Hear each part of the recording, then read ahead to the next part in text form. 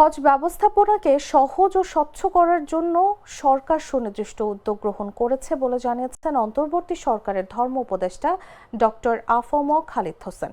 বলেন, এই ব্যবস্থাপনায় কোনো সিন্ডিকেট আর কাজ করতে পারবে না এবং হাজিদের জিম্মি করার প্রবণতা শূন্যের কোঠায় নামিয়ে আনা হয়েছে। বুধবার সকালে নাটোরে জেলা মডেল মসজিদের উদ্বোধন অনুষ্ঠান শেষে সাংবাদিকদের সঙ্গে আলাপকালে তিনি এই কথা জানান। ধর্ম উপদেষ্টা খালিদ হোসেন বলেন, মন্ত্রণালয়ের কর্মকর্তারা সম্পূর্ণ স্বচ্ছতার সঙ্গে কাজ করছেন এবং বিগত বছর হাজিদের যে অর্থ ফেরত দেওয়া সম্ভব হয়েছিল এই বছরও তা সম্ভব হবে।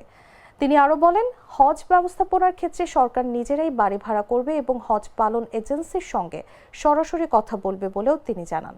বাংলাদেশ বিমানের সাথে চুক্তি করেছি 1,54,000 টাকা প্রতিটি হাজি আনা নেওয়া, ওখানে 1 টাকাও বেশি নেওয়ার সুযোগ নেই এবং এটা প্যাকেজ ঘোষণা হয়েছে। বাংলাদেশের যে বিমান পরিবহন মন্ত্রণালয়ের সাথে আমাদের মন্ত্রণালয়ের চুক্তি আছে, এখানে সিন্ডিকেশন কাজ করতে পারবে না।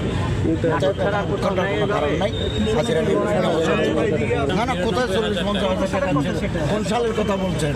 এটা এখন না আমি বলি 2023 সালে বিমানের টিকিটের দাম ছিল 1,94,800 1,94,800 টাকা ছিল 2023 সনে।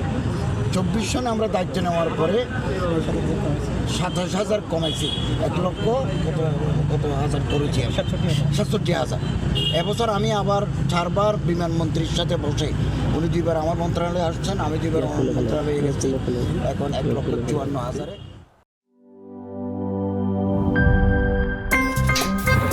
আমার একটা স্মার্ট সিদ্ধান্তে 25% গ্যাসের খরচ কমেছে। ভাবছেন কিভাবে? সাধারণ গ্যাস স্টোভ বদলে আমি এনেছি আরএফএল গ্যাস স্টোভ। এর সাইন্টিফিক নজল ও ব্রাস বার্নার ক্যাপ সমানভাবে তাপ ছড়িয়ে রান্না করে দ্রুত, তাই গ্যাসও বাঁচায় 25%, টাকাও বাঁচে 25%। আরএফএল গ্যাস স্টোভ নিরাপদ ও গ্যাস সাশ্রয়ী।